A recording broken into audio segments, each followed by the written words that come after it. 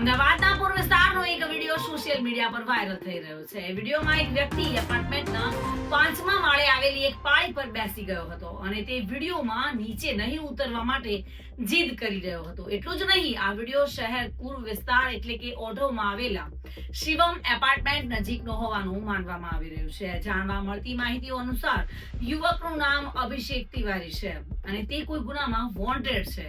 તેને પકડવા માટે પોલીસ ગઈ હતી અને તે સમયે તેણે આખું નાટક રચ્યું હતું.